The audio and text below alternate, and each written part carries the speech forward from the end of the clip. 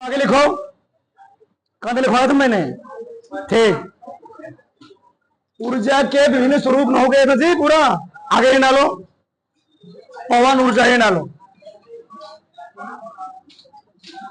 और ना पवन ऊर्जा, कोई बात नहीं, लिखो विंड एनर्जी।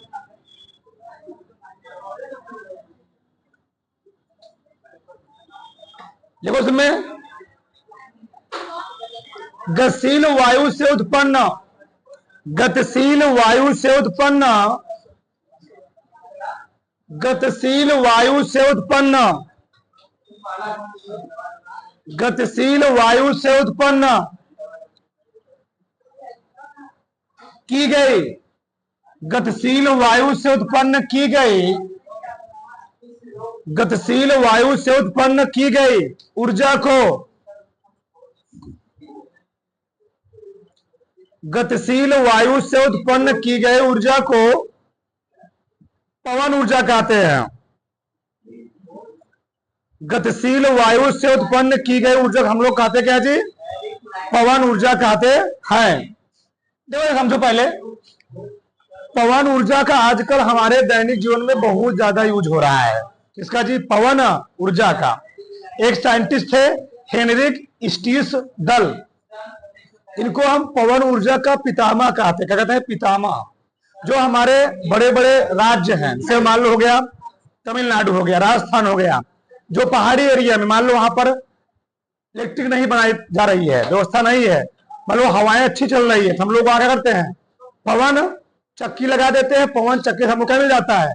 एक विशेष प्रकार की एनर्जी वहां से मिल जाती है। ठीक, उसको हम लोग क्या बोलेंगे? उसको हम लोग बोलते हैं पवन ऊर्जा। और पवन ऊर्जा में क्या होता है? हम लोग लगाते हैं चक्की, क्या लगा देते हैं? पवन चक्की। और पवन चक्की थोड़ा सा हवा चलेगा, क्या देगा वो? थोड़ा सा हवा चलेगा बहुत तेज, उसके अंदर जो मोटर लगा होता है क्या करेगा? बहुत तेज से घूमेगा। मोटर में लगा होता है टरबाइन, क्या लगा होता है? टरबाइन। तो टरबाइन करता क्या है? जब पंखुड़ी घूमेगी उसका, पवन चक्की का क्या पंखे लगे होते हैं उसमें, क्या लगे होते हैं? ब्लेड के रूप में पंखे लगे होते हैं। जब पंखे घूमते हैं तो करता टरबाइन करता क्या है? घूमने को हम लोग कहते हैं मैकेनिकल एनर्जी, क्या कहते हैं? मैकेनिकल। जब टरबाइन घूमता है उस यांत्रिक ऊर्जा किसमें काम कर देता है? विद्युत ऊर्जा में। और हमको जहां लाइट सप्लाई करना होता है वहां तो कहते हैं लाइट की सप्लाई कर देते हैं हम। उसमें लिख लो जैसे में पवन चक्की से लिख लो, पवन चक्की। जैसे जैसे पवन चक्की, जैसे पवन चक्की। ठीक, उसमें नीचे एक लाइन छोड़ लिखो, पवन ऊर्जा का पितामह, पवन ऊर्जा का पितामह। एक लाइन छोड़ निकलो नीचे, पवन ऊर्जा का पितामह हेनरिक स्टीस डल, हेनरिक स्टीस डल लिखा गया है, हेनरिक स्टीस डल, हेनरिक स्टीस डल को माना जाता है।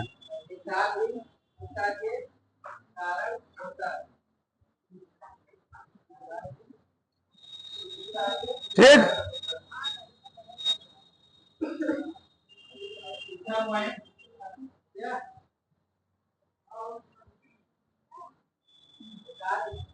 ठीक है जी।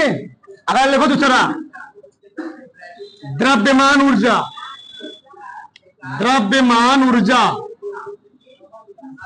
Mass energy, mass energy. अब देखो इधर, द्रव्यमान ऊर्जा क्या है? किसी वस्तु के द्रव्यमान में क्षति के फलस्वरूप, क्या?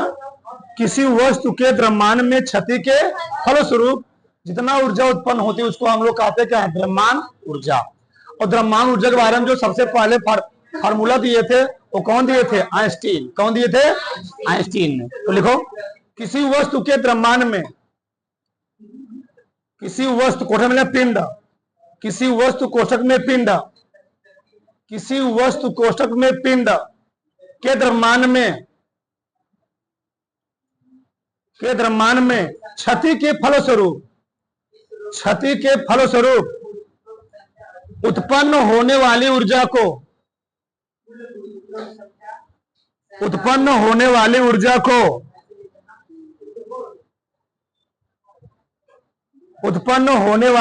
को द्रव्यमान ऊर्जा कहते हैं। तो किसी वस्तु के द्रव्यमान में क्षति के फलस्वरूप उत्पन्न होने वाली ऊर्जा को हम लोग कहते हैं क्या जी? द्रव्यमान ऊर्जा कहते हैं। उसी पर लाइन छोड़ लिख लो। द्रव्यमान को ऊर्जा में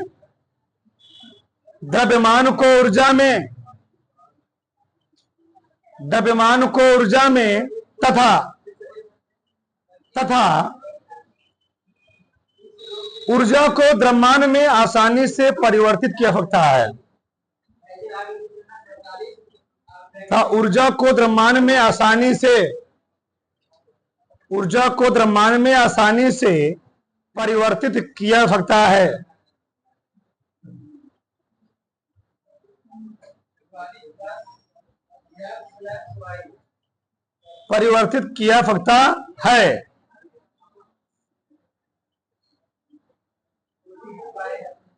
देखो इधर होता क्या है, द्रव्यमान ऊर्जा से संबंधित नियम दिए थे आइंस्टीन। कौन दिए थे? आइंस्टीन। ये कहां के थे बताया थे ना? जर्मनी के थे। समीकरण दिए थे E बराबर mc स्क्वायर। यानी यदि किसी कण का वेग प्रकाश के वेग के समान हो जाए तो उसकी ऊर्जा क्या हो जाएगी? अनंत हो जाएगी। क्या हो जाएगी जी? अगर हम किसी कण के वेग को प्रकाश के वेग के बराबर कर दें तो उसकी ऊर्जा क्या हो जाएगी? अनंत। ठीक, तो उसकी ऊर्जा अनंत हो जाएगी। उसकी ऊर्जा बहुत क्या हो जाएगी? बढ़ जाएगी। क्या हो जाएगी? बहुत ही बढ़ जाएगी। तो यहां पर इससे संबंधित आइंस्टीन ने क्या दिया? समीकरण क्या दिया? E बराबर mc स्क्वायर। इसे लिख लो, इसको इसे बना लो ऐसे। आइंस्टीन जर्मनी E बराबर mc स्क्वायर। ठीक, काम देगा आगे। 10-12 पढ़ेंगे या नहीं पढ़ेंगे? अगला जाना विद्युत ऊर्जा,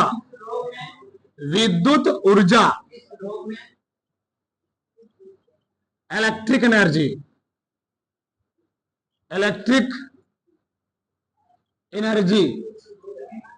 विद्युत ऊर्जा, इलेक्ट्रिक एनर्जी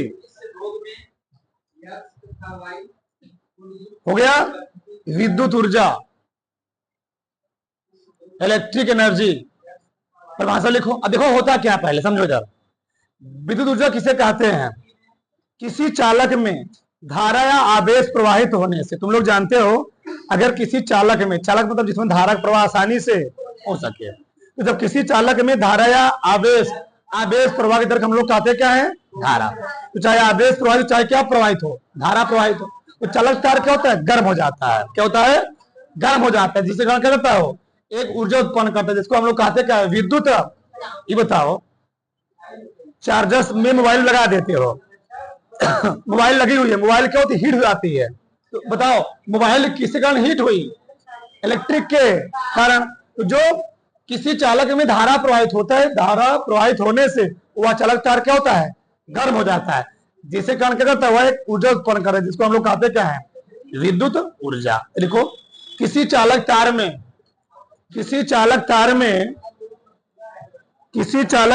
आवेश या धारा प्रवाहित होने से, किसी चालक तार में आवेश या धारा प्रवाहित होने से, किसी चालक तार में आवेश या धारा प्रवाहित होने से, किसी चालक तार में आवेश या धारा प्रवाहित होने से जो ऊर्जा उत्पन्न होती है,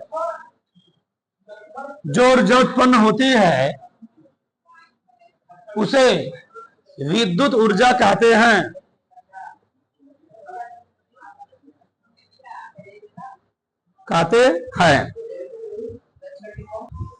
इधर देखो, समझो, थोड़े से और जान लो, जानकारी ले लो। ये बताओ शक्ति और क्या होता है? कार्य करने की क्षमता हम लोग कहते क्या है? शक्ति। समय, सही है ना? यानी W अपान T। बताओ तो W और क्या आ जाएगा? P गुणे T। सही है? P गुणे T। अब थोड़ा समझो, W आ गया P गुणे T। अगर इसको हम बहुत विस्तार से बात करें तो P बराबर होता है B इंटू आई। क्या होता है? B इंटू आई। B इंटू आई। B बराबर होता है I इंटू आर। तो I से गुणा करोगे तो क्या आ जाएगा? आई स्क्वायर। इसको हम और चेंज कर सकते हैं। आई बराबर होता है B अपान आर। क्या होता है? B अपान आर का स्क्वायर गुणे आर। और हल करोगे क्या आ जाएगा? बी स्क्वायर बटे आर स्क्वायर गुणे एक आर से कार क्या हो गया? तो बी स्क्वायर बटे क्या आ जाएगा? आर। सही है ना? बी स्क्वायर बटे आर। यानी पी का फार्मूला क्या क्या निकला बताओ? पी बराबर होता है बी गुणे आई, या ये बोल सकते हो, या क्या निकला? आई स्क्वायर आर, या क्या निकला? वी स्क्वायर बटे, ये निकलता है शक्ति का फार्मूला। शक्ति का फार्मूला। इसे में टी से गुणा करते जाओ तो किसका निकल आएगा? किसकी? ऊर्जा, विद्युत ऊर्जा। जैसे मान लो हमको निकालना ऊर्जा का सूत्र, किसका निकालना? ऊर्जा का। बताओ तो डब्ल्यू क्या होता है? P into T. तो पी से गुणा करेंगे ना तो क्या आ जाएगा? V I T. पहला आ गया। फिर इसमें टी से गुणा करोगे I square R into T. यहां क्या जाएगा? वी स्क्वायर टी बटे, तो ये किसका फार्मूला निकल गया? विद्युत ऊर्जा। अब देखो यार, विद्युत ऊर्जा का जो मात्रक होता है क्या? वाट। शक्ति मात्रक क्या होता है? वाट। वाट इंटू सेकेंड। क्या होता है? वाट इंटू। इसका जो मात्रक होता है विद्युत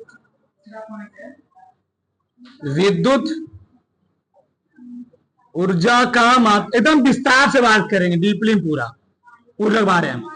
ठीक, ऊर्जा का मात्रा क्या होता है जी? वाट इंटू सेकेंड। इसी हम लोग कहते क्या है? या इसी हम लोग कहते हैं जूल। क्या कहते हैं जी? जूल होता है।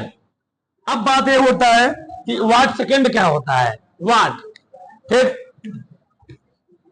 देखो यार, हम बात करते हैं, तुम लोग जानते हो कि वाट में, वाट क्या होता है? अगर कोई परिपथ है, किसी परिपथ में हम किसी मान लो बल्ब को या पंखे को 1 वाट का बल्ब हो, क्या हो, उसको हम 1 घंटे तक लगा दे परिपथ में, जो ऊर्जा क्षय होगी उसको हम लोग क्या बोलेंगे? उस परिपथ में क्या लगाई गई? 1 वाट शक्ति क्या हो गई? खत्म हुई। इसको उतारो पहले इसको।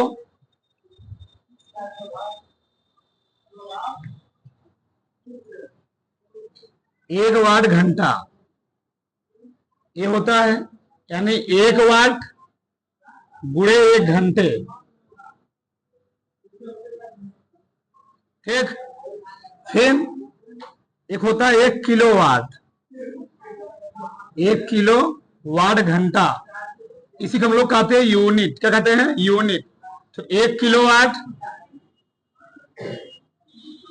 1 किलो वाट गुणे क्या होता है जी? 1 घंटा। पहले जाओ देखो 1 मिनट, देखो इधर सब ध्यान से। तो 1 वाट ऐसे रहेगा ना जी? 1 वाट। घंटे को सेकंड में चेंज करो, घंटे से चेंज करो, बताओ क्या हो जाएगा? 3600 सेकंड ना, 60 गुणे 60, यानी इसको हल कर लोगे आ जाएगा 3.6 गुणे 10 घाते 3 जूल। क्या गया?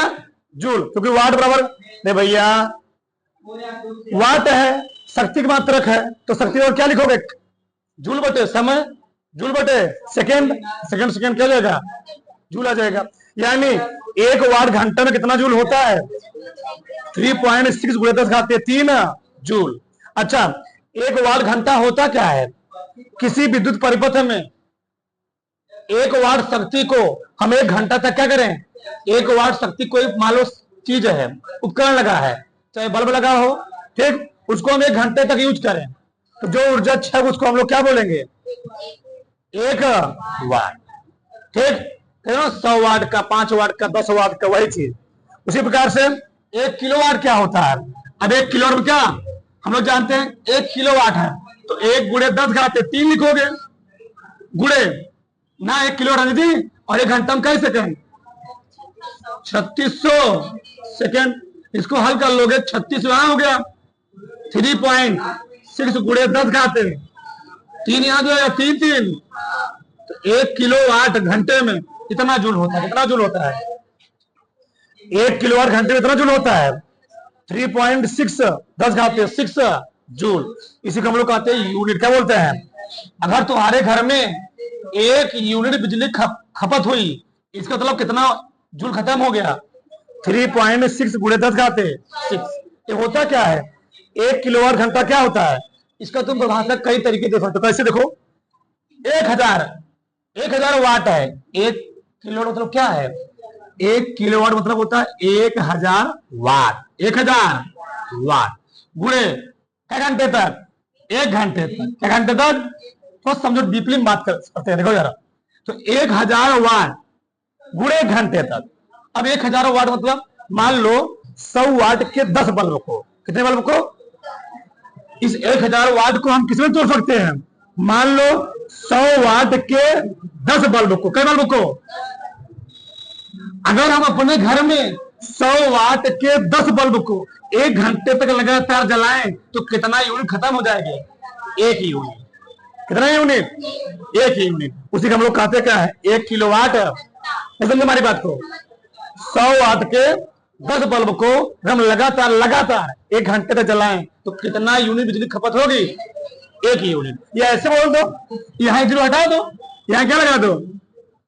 100 लगा दो। अब तुम लोग देखते हो जो बड़े बड़े महल होते हैं, सरकार क्यों 100 वाट के बल्ब को खत्म कर दी?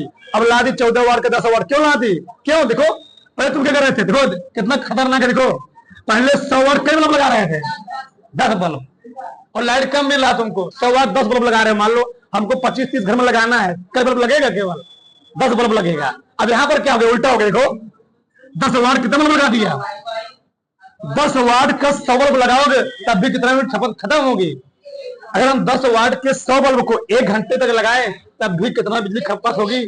1 यूनिट। मतलब कौन फायदा में है? ये वाला। अभी 100 बल्ब लगाना है, क्या हमारे घर में 100 बल्ब लग जाएगा? इतना बड़ा नहीं है, छोटे छोटे बोले 10-20 लगेगा। ये है, इसे हम लोग क्या लगाते हैं? 10 वाट का 15 वाट। और लाइट क्या देगा उससे? और अच्छा ही देगा, सफेद सफेद लाइट भी सही रहेगा। अब बात समझ में आई? हाँ, समझो चीज को। ठीक, तो 100 वाट के चाहे 10 बल्ब को लगा दो, चाहे 10 वाट के 100 बल्ब को 1 घंटे तक यूज करो, इतना ऊर्जा खपत हो, इसको हम लोग क्या बोलेंगे? 1 किलोवाट घंटा। उसी को हम लोग कहते हैं क्या? 1 यूनिट। हर जगह, हर राज्य में, हर डिस्ट्रिक्ट में उसकी जो रुपये मात्रा होती है, क्या होती है? अलग अलग होती है। कहीं 7 रुपए यूनिट है, कहीं 10 रुपए यूनिट है, कहीं 12 रुपए यूनिट है। हर जगह उसकी मात्रा क्या होती है? अलग अलग होती है। अब बात समझ नहीं समझ आई? किसी को डाउट इसमें? बताओ, फिर आगे बात करते हैं। बताओ फटाक से, जरा पूरा आगे लिखो। कई पॉइंट हुआ जी? चौथा लिखो, ज्वारीय ऊर्जा। ज्वारीय ऊर्जा, टाइडल एनर्जी।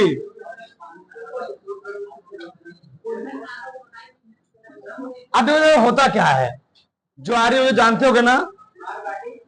पृथ्वी, सूर्य और चंद्रमा के गुरुत्वाकर्षण के कारण तुम लोग जानते हो क्या होता है? समुद्रों या महासागरों में, सागरों में क्या होता है? उसमें हर 12 घंटे बाद क्या होता है? ज्वार और भाटा आता है। जानते ना? पानी ऊंचे उठेगा, फिर क्या होगा? नीचे जाएगा। तो उसके कारण जो हर 12 घंटे बाद, ध्यान रहे, हर 12 घंटे बाद क्यों?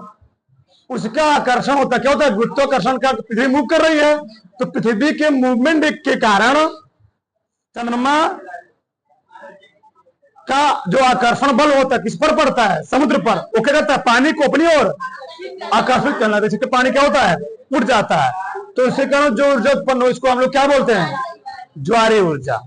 देखो भाषा लिखो, पृथ्वी, सूर्य और चंद्रमा के बीच, पृथ्वी, सूर्य और चंद्रमा के बीच, पृथ्वी, सूर्य और चंद्रमा के बीच, पृथ्वी, सूर्य और चंद्रमा के बीच गुरुत्वाकर्षण के कारण, पृथ्वी, सूर्य और चंद्रमा के बीच गुरुत्वाकर्षण के कारण ज्वार के उतार चढ़ाव से, ज्वार के उतार चढ़ाव से, ज्वार के उतार चढ़ाव से जितना ऊर्जा उत्पन्न होती है, या जो ऊर्जा उत्पन्न होती है, जो मन का है, जो ऊर्जा उत्पन्न होती है, जो ऊर्जा उत्पन्न होती है उसे ज्वारी ऊर्जा कहते हैं, उसे ज्वारी ऊर्जा कहते हैं।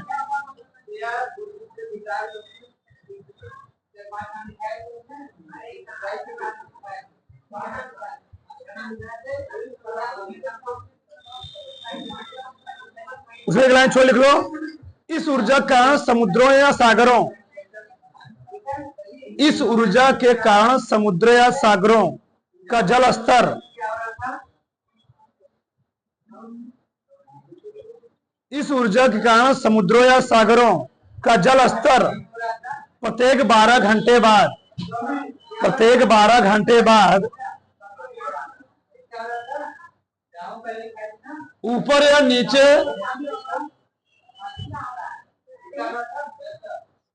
ऊपर या नीचे होता रहता है, ऊपर या नीचे होता रहता है। ध्यान रहे चीज,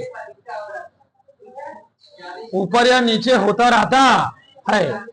ठीक, चलो आगे लिख लो। पांचवा, सौर ऊर्जा। सौर ऊर्जा, solar energy, solar energy, solar energy. देखो इधर, आजकल हम लोग सौर ऊर्जा का व्यापक उपयोग कर रहे हैं। क्या कर रहे हैं जी? सौर ऊर्जा का व्यापक उपयोग कर रहे हैं। पृथ्वी पर ऊर्जा का सबसे बड़ा मेन स्रोत क्या है? सूर्य है। तो सूर्य से प्राप्त होने वाली ऊर्जा हम लोग कहते क्या है? लिखो, सूर्य से प्राप्त होने वाली ऊर्जा को, सूर्य से प्राप्त होने वाली ऊर्जा को, सूर्य से प्राप्त होने वाली ऊर्जा को, सूर्य से प्राप्त होने वाली ऊर्जा को सौर ऊर्जा कहते हैं।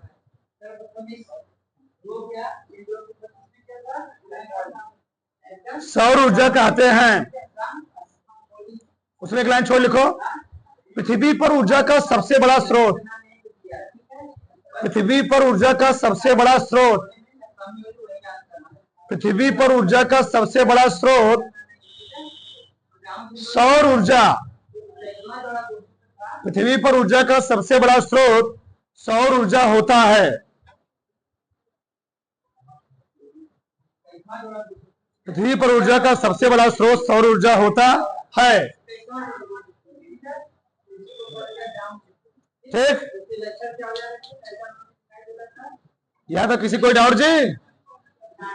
यह ऊर्जा नवीकरणीय ऊर्जा होती है। उसे लिख लो, यह ऊर्जा नवीकरणीय ऊर्जा होती है। नवीकरणीय, यह ऊर्जा नवीकरणीय ऊर्जा होती है।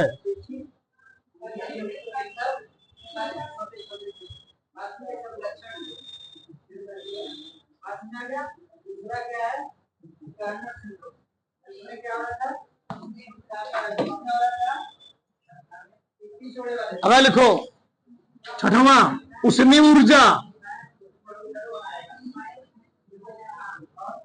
उष्मीय ऊर्जा, heat energy, heat energy, heat energy, heat energy.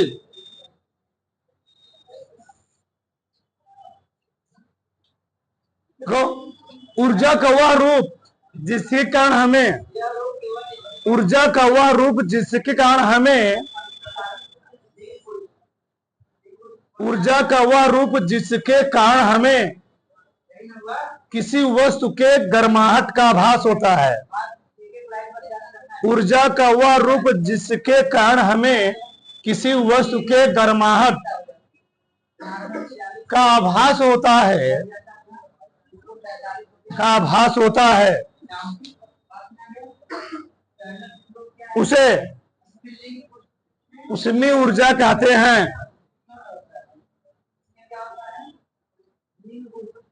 उसे ऊष्मीय ऊर्जा कहते हैं। उसे ऊष्मीय ऊर्जा कहते हैं। जैसे भाप की ऊर्जा, भाप, जैसे भाप की ऊर्जा, जैसे भाप की ऊर्जा, भाप की ऊर्जा, उसमें एक लाइन छोड़ लिख लो।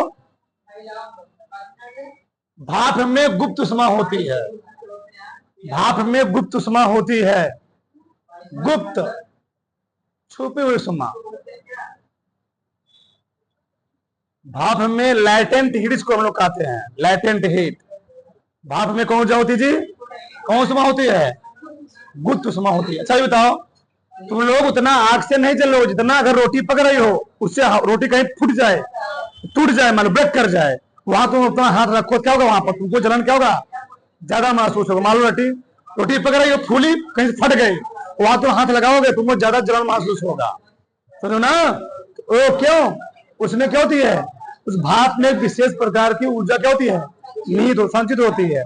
उसी को हम लोग कहते हैं क्या, लैटेंट हीट, गुप्त ऊष्मा कहते हैं, समझ ना। तो किसी वस्तु को उसमें ऊर्जा क्या होती है, ऊर्जा का वह रूप जिसके कारण हमें किसी वस्तु के गर्माहट का आभास होता है, उसको हम लोग क्या बोलेंगे, उसमें ऊर्जा बोलेंगे। यहां तक किसी कोई समस्या है नहीं, आगे हिला लो। ध्वनि ऊर्जा, ध्वनि ऊर्जा, ध्वनि ऊर्जा, sound energy, sound energy, sound energy. देखो, जिस ऊर्जा के कारण हमें, जिस ऊर्जा के कारण हमें किसी वस्तु के सुनाई देने का आभास होता है,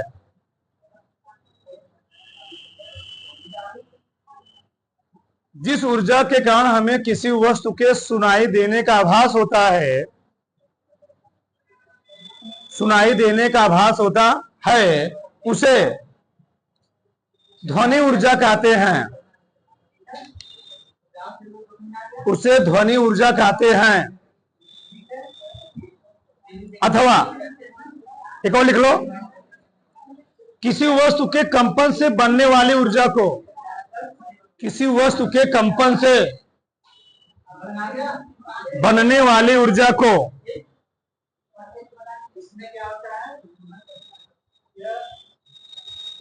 किसी वस्तु के कंपन से बनने वाली ऊर्जा को,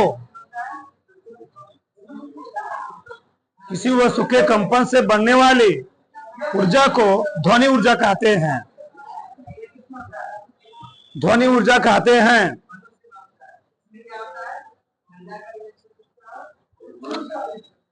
ठीक, ये बताओ,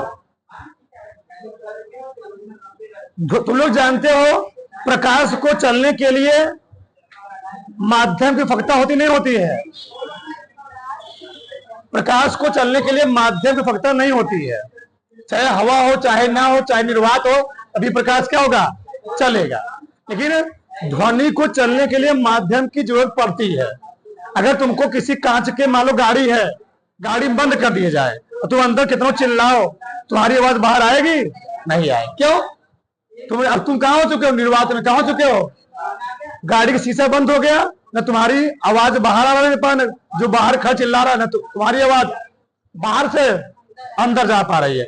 यानी ध्वनि के संचरण के लिए किसी माध्यम की आवश्यकता होनी चाहिए।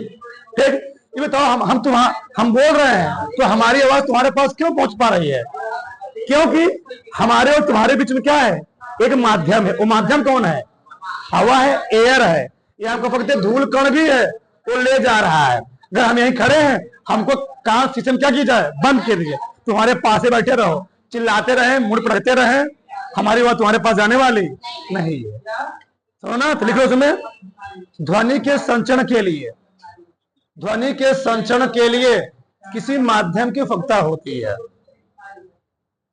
ध्वनि के संचरण के लिए किसी माध्यम की आवश्यकता होती है।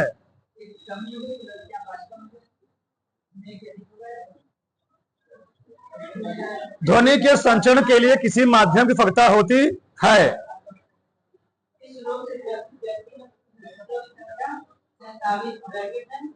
ठीक, देख लो, भिन्न भिन्न माध्यमों में ध्वनि की चाल भिन्न भिन्न होती है। भिन्न भिन्न माध्यमों में ध्वनि की चाल भिन्न भिन्न होती है।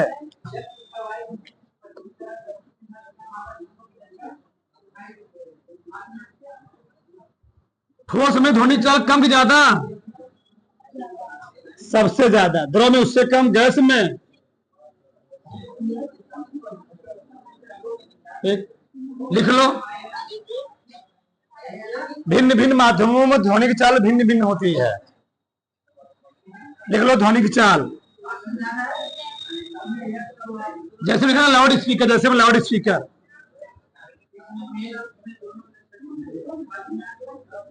तो लाउड स्पीकर से मुझे क्या सुनाई पड़ता है जी? ध्वनि। ठीक, ध्वनि चाल केवल ठोस में क्या होती है? सबसे ज्यादा। गालो इसको काम देगा। ठीक,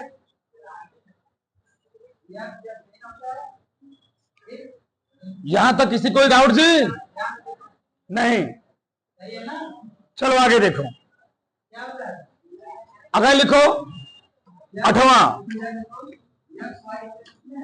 रासायनिक ऊर्जा। रासायनिक ऊर्जा, chemical energy. Chemical energy, chemical energy.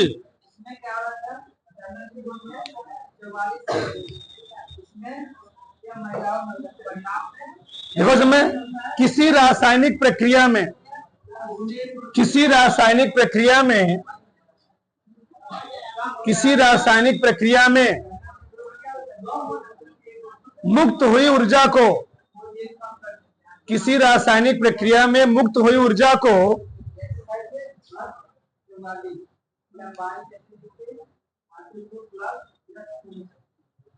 किसी रासायनिक प्रक्रिया में मुक्त हुई ऊर्जा को रासायनिक ऊर्जा कहते हैं। किसी रासायनिक प्रक्रिया में मुक्त हुई ऊर्जा को रासायनिक ऊर्जा कहते हैं।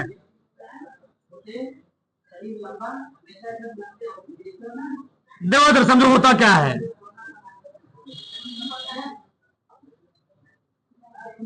देखो ये बताओ, हम सब खाना खाते, भोजन करते हैं, तो भोजन करने के बाद, भोजन करने के बाद क्या होता है? वह भोजन पहुंचा हमारे पेट में। पेट में क्या भरे हुए अम्ल, हाइड्रोक्लोरिक, उसको तोड़ दिया, जो जीवाणु बैक्टीरिया उसको क्या किए? ब्रेक कर दिए। भोजन में जो हानिकारक पदार्थ है उसको क्या किए? नाश कर दिया, हाइड्रोक्लोरिक अम्ल। फिर वो भोजन कहाँ गए? हमारी छोटी आंत में। छोटी आंत में क्या होते हैं? बहुत प्रकार के एंजाइम होते हैं, रेनिन, पेप्सिन, एमाइलेज, जाइमेज। ठीक, क्या होते हैं? बहुत सारे प्रकार के होते हैं एंजाइम होते हैं। करते क्या हो लोग? उस भोजन को और छोटे छोटे भागों में करते जी, तोड़ देते हैं। फिर क्या होता है? हम लोग भोजन किए, हमको क्या मिल जाती? एनर्जी। क्या नहीं मिलती? क्या? तो किसी रासायनिक प्रक्रिया में, किसी रासायनिक प्रक्रिया के संपन्न होने से जितना ऊर्जा हमको मिलती है, जो ऊर्जा हमको प्राप्त होती है, उसको हम लोग कहते क्या है? खाना खाते तो ऊर्जा मिलती नहीं मिलती है? क्यों मिली? कौन क्रिया होती है? रासायनिक क्रिया। क्या होती जी? रासायनिक क्रिया। हमारे पेट में क्या हो रही है? रासायनिक क्रिया, जिससे हमको क्या मिलती है? एनर्जी मिलती है। ये बताओ, पेड़ पौधे अपना भोजन बनाते हैं ना? जब पेड़ पौधे अपना भोजन बनाते हैं प्रकाश संश्लेषण की उपस्थिति में, उसी को हम लोग कहते हैं क्या? प्रकाश फोटोसिंथेसिस। ठीक, सिंथेसिस। तो पेड़ पौधे जल, प्रकाश, कार्बन डाइऑक्साइड, पर्णहरित, 4 चीज ध्यान रहे। जल, प्रकाश, पर्णहरित, कार्बन डाइऑक्साइड। पौधों को अपने भोजन के निर्माण के लिए, पौधे को अपने भोजन निर्माण के लिए 4 चीजों का होना नितांत आवश्यक है। प्रकाश भी नहीं रहेगा भोजन नहीं बनेगा, पानी में नहीं रहेगा भोजन नहीं बनेगा, और क्लोरोफिल पत्ती में नहीं रहेगा भोजन भी, और कार्बन डाइऑक्साइड तो मेन ही है। कार्बन डाइऑक्साइड नहीं रहेगा तो भोजन नहीं। 4 चीज। अब बताओ, जो प्रकाश संश्लेषण क्रिया हुई वो कैसी क्रिया? रासायनिक क्रिया ना जी। तो रासायनिक क्रिया के फलस्वरूप क्या होती है? एक अपार ऊर्जा निकलती है। उस ऊर्जा हम लोग कहते क्या है? तुम लोग जानते हो भैया, पेड़ पौधे जो भोजन बना रहे हैं, क्या ले रहे हैं? 6CO2 plus 12H2O। यहां क्या लिए? सूर्य का, यहां होता है सूर्य का प्रकाश, ठीक। और यहां पर क्लोरोफिल, यहां बनता क्या? ग्लूकोज, C6H12O, और क्या निकल जाता है? 6O2 प्लस 6H2O, क्या निकलता है? 6H2O, 6H2O। जल लेते भी है, जल हमको भाप रूप में देते भी है पेड़ पौधे, उसी को हम लोग कहते हैं वाष्पोत्सर्जन। क्या बोलते हैं? वाष्पो। एक होता है वाष्पीकरण, जब नदियों तालाबों से पानी वाष्प बन के उड़े उसको हम लोग कहते हैं वाष्पीकरण। एक होता है वाष्पोत्सर्जन, जो पेड़ पौधे पानी को वायुमंडल में उत्सर्जित करते हैं, उसको हम लोग कहते हैं वाष्पोट। तो पेड़ पौधे पानी लेते भी है, पानी वाष्प के रूप में, और साथ साथ इसके साथ क्या देते हैं हमको जी? अपार ऊर्जा देते हैं, अपार ऊर्जा। यह है फोटोसिंथेसिस की रासायनिक क्रिया, ठीक। एक ग्लूकोज बनता है, हम लोग खाना वाना खाते जो भी भोजन करते हैं उसमें क्या बनता है? ग्लूकोज। इसीलिए जो दौड़ते हैं, जो फील्ड में दौड़ते हैं, तो लोग दौड़ रहे हो, मान लो आर्मी तैयारी कर कुछ कर रहे हो, तो उनको क्या पिलाता है? ग्लूकांडी। उससे क्या होता है? एनर्जी तुरंत मिल जाता है। तो लोग अपने पास क्या रखे होते हैं? ग्लूकांडी रखे होते हैं, ग्लूकोज रखे होते हैं, पानी में घोल पी लिए, एनर्जी तुरंत क्या हो गई? एक मुक्का मार दिया, ठीक। ये होता है। इस सब के लिए उतार लो, इसी से उतारो फटाक से, फटाक जल्दी से धरो। आगे लिखो, विद्युत चुंबकीय ऊर्जा 9 जी। विद्युत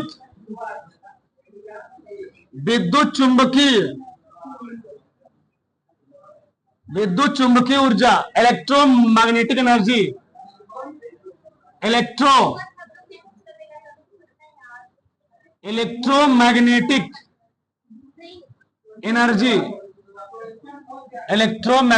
एनर्जी। तो लिखो, तरंगों के रूप में प्रकाश के वेग से, तरंगों के रूप में प्रकाश के वेग से, तरंगों के रूप में प्रकाश के वेग से, तरंगों के रूप में प्रकाश के वेग से संचरण करने वाली ऊर्जा को, संचरण या संचार, संचरण लिख लो।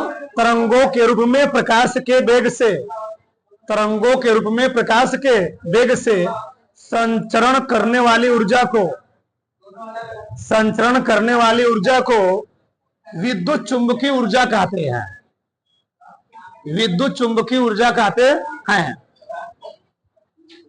देखो यार, इसका यूज कहाँ है? समझो ध्यान से, तो समझो। विद्युत चुंबकीय तरंग का नाम सुने हो ना? विद्युत चुंबकीय तरंग। तो विद्युत चुंबकीय तरंगों से जो ऊर्जा उत्पन्न होती है उसको हम लोग कहते क्या है जी? विद्युत चुंबकीय ऊर्जा कहते हैं। इलेक्ट्रोमैग्नेटिक वेव बड़ा खतरनाक होता है, इसका जो चाल होता है, इसकी चाल होती है वह प्रकाश के चाल के बराबर होती है, प्रकाश के चाल के बराबर, चाल के बराबर। ये बताओ प्रकाश की चाल कितना होती है? 3 × 10⁸ मीटर प्रति सेकेंड, यानी इसको हल करोगे आ जाएगा 3 लाख किलोमीटर प्रति, बोलो मत, सोचो। यानी जो विद्युत चुंबकीय तरंगे होती हैं वह 3 लाख किलोमीटर प्रति सेकंड के वेग से चलती हैं। इसीलिए हम लोग इसका यूज कहाँ है? इसका यूज आप धरती पर हर जगह हो रहा है। कैसे? तुम यहाँ खड़े हो, फोन लगा दिए, मुंबई, कलकत्ता, सऊदी अरब, अमेरिका, कहीं फोन लगा दिए, लग गया, या वहां से यहाँ आ गया फोन, वहां से यहाँ से वहां नहीं लगेगा, वहां के लोग करेंगे, यहाँ पर आ जाएगा, तो वहां नहीं लगेगा फोन। ठीक, बताया जाए इस बारे में, ठीक होगा ना? तो वो किसके कारण हो रहा है सब? वो किसके कारण हो रहा है? विद्युत चुंबकीय तरंग। हम लोग जब यहाँ से फोन लगाते हैं, मान लो मुंबई में लगा रहे हैं, कट रहे हैं, बहुत कम डिस्टेंस दूरी पर लगा रहे हैं, तो होता क्या है? जो तरंगे होती हैं, वो तरंगे हमारे जो आसपास टावर होगा, क्या होगा, ये टावर, उस टावर के पास क्या तरंगे वहां पर जाएंगी, जो सबसे नजदीकी टावर होगा। फिर तरंगों से क्या होता है, वो टावर के पास तरंगे पहुंचेंगी, तो हम जहां पर फोन लगा रहे हैं, मान लो हमारे पापा कहां पर दिल्ली मुंबई में हैं, तो उनके आसपास नजदीकी जो टावर होगा, क्या होगा, उससे कनेक्टिविटी होता है, तो वहां तरंगे जाएंगे टावर के पास, उनके जो सबसे नजदीक होगा, फिर वहां तरंगे कहां जाएंगी, उनके मोबाइल के पास। फिर क्या होता है, इसलिए क्या होता है, कुछ टाइम के बाद घंटी क्या होती है, बजती है। और क्या हमने बताया था, कभी कभार क्या होता है, मौसम खराब होता है जब ना, तो एक बार में घंटी नहीं लगता है, रिसीवर लगाओ तब क्या होता है, नेटवर्क पकड़ता है, क्या चीज होती। तो कैसे पकड़ो, विद्युत चुंबकीय क्या होती थी, तरंगे 3 लाख किलोमीटर प्रति सेकंड की स्पीड चलती, सोच लो। इसीलिए कहा जाता है मोबाइल को भी चलाओ, मोबाइल को अपने जेब में मत रखो, या सोते समय भी मोबाइल को अपने सिर के पास मत रखो, बड़ा खतरा होता है, दिक्कत करता है सब चीजें। फिर तुम्हारी सोचने की क्षमता क्या, कैपेसिटी क्या होगी, तुम्हारी सोचने की क्षमता, तर्क वितर्क करने की क्षमता क्या हो जाएगी, घट जाएगी। रात में सो, मोबाइल साइलेंट कर दो, स्विच ऑफ कर दो, स्विच ऑफ बंद कर दो, एकदम फ्लाइट मोड में कर दो। या तो साइंस क्या है, साइंटिफिक रूल कहता है कि, साइंस कहता है कि मोबाइल को रात में सोते समय अपने से जहां सो रहे हो 5 फीट दूरी पर रखो, 3 से 4 फीट दूरी पर रखो, तुम्हारे लिए फायदेमंद रहोगे, नहीं दिक्कतें हो जाएंगी। वैसे में समझना, किसी कोई डाउट यहां तक, लिख लो, इसको डाल लो घबराहट से। अरे लिखो, सक्रियण ऊर्जा, 10वां, सक्रियण ऊर्जा, सक्रियण ऊर्जा, एक्टिवेशन एनर्जी, एक्टिवेशन एनर्जी। देखो समय, किसी नाभिकीय अभिक्रिया को संपन्न होने के लिए, किसी नाभिकीय अभिक्रिया को संपन्न होने के लिए, किसी नाभिकीय अभिक्रिया को संपन्न होने के लिए आवश्यक न्यूनतम ऊर्जा को,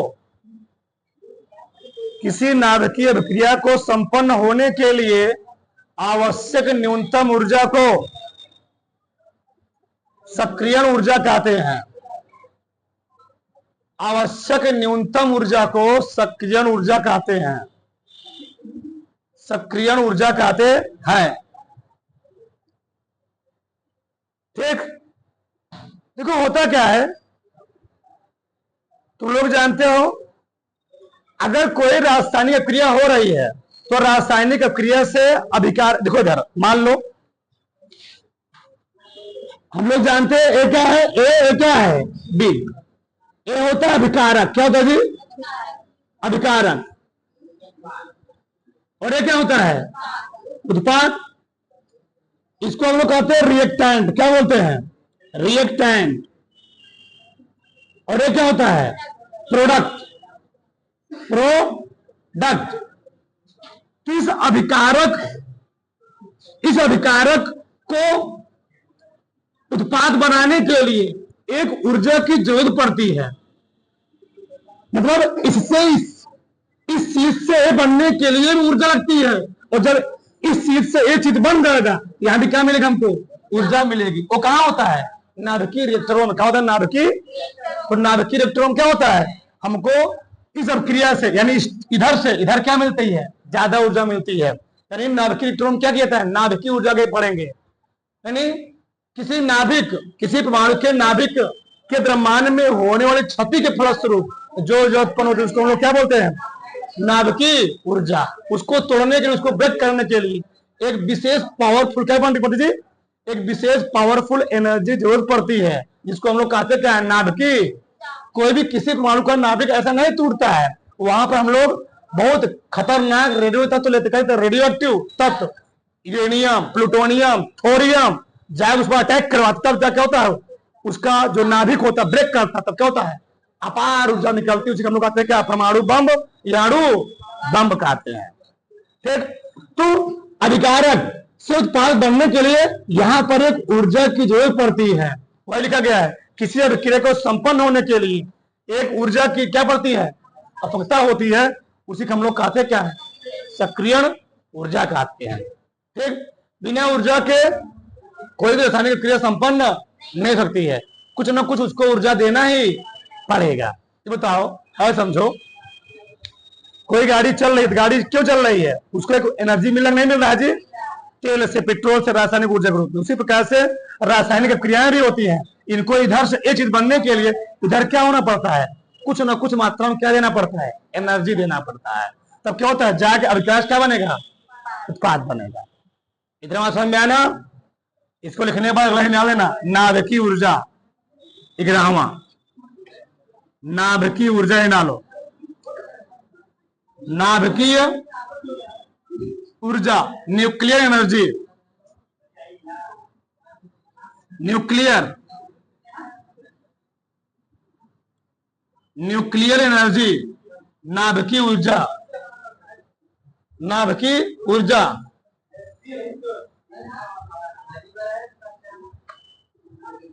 देखो तुम्हें किसी रेडियो एक्टिव तत्व का, किसी रेडियो एक्टिव तत्व का, किसी रेडियो एक्टिव तत्व के द्रव्यमान में, किसी रेडियो एक्टिव तत्व के द्रव्यमान में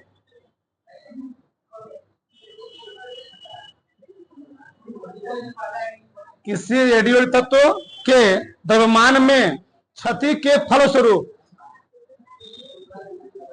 क्षति के फलस्वरूप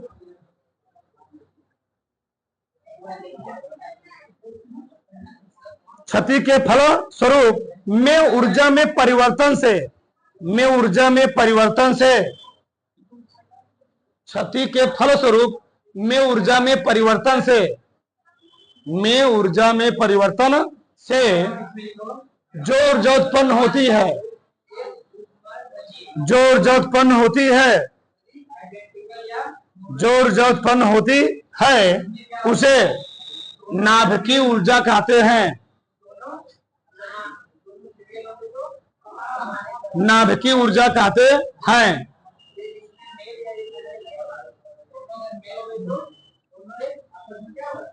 अथवा लिख लो,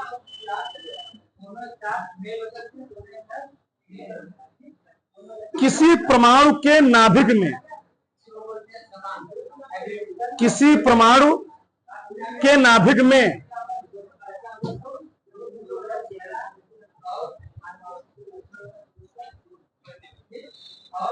किसी परमाणु के नाभिक में परमाणु के उसकी किसी विशेष स्थिति के रहने कारण, परमाणु के उसकी किसी विशेष स्थिति के रहने के कारण, परमाणु के किसी विशेष स्थिति के रहने के कारण, किसी विशेष स्थिति के कारण, रहने के कारण जितनी ऊर्जा उत्पन्न होती है, जितनी ऊर्जा उत्पन्न होती है उसे नाभिकीय ऊर्जा कहते हैं, उसे नाभिकीय ऊर्जा कहते हैं। आगे देखो, समझो इधर, ऊर्जा के विभिन्न स्वरूप पढ़े थे, वर्गीकरण जी। अगर हम बात करें ऊर्जा के स्रोतों को वर्गीकरण, ऊर्जा को दो भागों में बांटा गया है। पहला क्या है? प्रयोग के आधार। दूसरा क्या है? उपलब्धता के आधार। प्रयोग के आधार पर दो प्रकार के होते हैं, परंपरागत ऊर्जा स्रोत, गैर परंपरागत ऊर्जा स्रोत। उपलब्धता के आधार पर ऊर्जा को दो भाग में बांटा गया है। पहला है नवीकरणीय ऊर्जा, ये तो पढ़ना नहीं है। दूसरा क्या है? अनवीकरणीय, किताब में डिटेल में नहीं दिया गया है। ठीक, तो नवीकरणीय ऊर्जा क्या होता है? ठीक, रिन्यूएबल एनर्जी क्या होता है? नॉन रिन्यूएबल एनर्जी होता है, यानी ऐसी ऊर्जा जिसके जलने से क्या होती है, मतलब जिसके जलने से कभी कोई धुआं, कोई मतलब प्रदूषण ना हो, उसको हम लोग क्या बोलेंगे? नवीकरणीय ऊर्जा। यानी ये ऊर्जा अपरिमित होती, क्या होती जी? अपरिमित, कभी खत्म हो। ये बताओ, जैव ऊर्जा हो गई, गोबर दो ना, जो गोबर वाला गैस हो गया, गोबर गैस, बायोगैस संयंत्र हो गया, उसकी ऊर्जा कभी खत्म होगी? जब तक गाय भैंस रहेंगे बायोगैस बांधते रहो, ऊर्जा अपने घर में यूज करते रहो। ये कोई कर ही नहीं रहा है। ठीक, सौर ऊर्जा, सूर्य की ऊर्जा कभी खत्म होगी? सूर्य की ऊर्जा तभी खत्म हो जब आदमी क्यों धरती से खत्म हो जाएंगे, तभी खत्म होंगे। ठीक, ये सब क्या ऊर्जा? ये सब अपरिमित ऊर्जा, अनलिमिटेड है क्या जी? अभी खत्म होने वाली। पवन ऊर्जा, अपने शहर में भी तुम पवन, क्या अपने शहर में भी तुम, अपने शहरों में भी तुम पवन ऊर्जा बना सकते हो। पवन चक्की लगा के पवन ऊर्जा बना सकते हो, तो हमको पवन ऊर्जा मिलेगी। ये क्या है? अनलिमिटेड ऊर्जा स्रोत है। क्या है? अनलिमिटेड भूतापीय ऊर्जा। भूगर्भ के तापमान से जो ऊर्जा उत्पन्न होती है उसको हम लोग क्या कहते हैं? जल शक्ति ऊर्जा। जल के पानी खत्म होगा तो ऊर्जा क्या होगी? खत्म होगी। ठीक, तो इसलिए कहा था पानी को बचाओ। इससे क्या होती है? पानी भी जल शक्ति ऊर्जा। जल के भंडारण से जो क्या होती है हम लोग जानते हैं ना, बाढ़ बनाए गए, टरबाइन बनाए गए, उससे हम लोग क्या करते हैं? अपने आवश्यकता के अनुसार क्या करते हैं? टरबाइन लगा के ना जी, बाद में टरबाइन लगा दिए, वहां से क्या मिल जाता है? एनर्जी के रूप में ऊर्जा मिल जाती है, विद्युत ऊर्जा मिल जाती है। ठीक, ज्वारी ऊर्जा पढ़ाई दिया, बताओ। ज्वारी ऊर्जा, बायोगैस ऊर्जा, सब क्या है? ये सब ऊर्जा के नवीकरणीय ऊर्जा स्रोत है। मतलब ये सब जलेंगे तो इनसे कोई जलेंगे या कुछ काम करेंगे, कुछ ऊर्जा हमको देंगे, तो इससे प्रदूषण उत्पन्न, जैव ऊर्जा हो, सौर ऊर्जा हो, पवन ऊर्जा हो, क्या प्रदूषण हो? क्या पवन से, तक्की से, गोबर गैस से क्या प्रदूषण होता है? बंद होता है, पूरा पैक्ड होता है। घर में अब उसकी गंध नहीं जाती है, पूरा पैक होता है, वो लोहा लगा होता है पूरा। ठीक, ज्वारी ऊर्जा क्या प्रदूषण उत्पन्न होता है? नहीं। अगला क्या? अनवीकरणीय ऊर्जा स्रोत। ऐसी ऊर्जा जिसके कारण क्या होता है? प्रदूषण होता है। क्या होता है? प्रदूषण होता है। और इनकी मात्रा क्या होती है? सीमित होती है, परिमित होती है, लिमिटेड होती है। उसको हम लोग क्या बोलते हैं? अनवीकरणीय ऊर्जा। कोयला, ये बताओ, इंडिया में 2 ही स्थान ऐसे हैं जहां पर कोयला अधिक मात्रा में पाया जाता है। कौन कौन से? एक है छत्तीसगढ़, दूसरा क्या है? झारखंड। यही दोनों राज्यों बंद कर दो ना तो इंडिया के लोग कोयला के लिए मर जाने रहे। यदि दोनों लोग क्या कर दिए जाए? अगर कोयला सप्लाई राज्यों में बंद कर दिए जाए, जो ट्रेन में जो तुम्हारी यहाँ ट्रेनें सब चल रही हैं, जो लाइट साइट बन रहा है पावर प्लांट से, सब कहां से कोयला जा रहा है? झारखंड से। और कहां से? छत्तीसगढ़ जा रहा है। बस वही बंद कर दो, राज्य को क्या कर दो? रोक लगा दो, वहां से कोयला सप्लाई नहीं होगा इंडिया में, सब बंद, सब ठप हो जाएगा। अगले सब ठप, तो क्या जी? इसकी मतलब क्या है? लिमिटेड है। इंडिया के 2 ही राज्य ऐसे फेमस राज्य जहां पर अधिक मात्रा में क्या पाते हैं? कोयला पाए जाते हैं। कौन है? छत्तीसगढ़ और झारखंड। वहां कोयला अपार मात्रा में। क्या एक टाइम तो ऐसा हो जब खत्म होगा, नहीं खत्म होगा जी? ठीक, वही चीज पेट्रोल की मात्रा लिमिटेड और अनलिमिटेड है। इंडिया में वैसे अगर बात करें तो पहली बार जो क्या पाया था? पेट्रोल पाया गया था कच्चे तेल रूप में। वो पाया गया था कहां पर? असम में, डिगबोई में। फिर कहां पाया था? मुंबई हाई में, बॉम्बे में। कहां पाया गया था?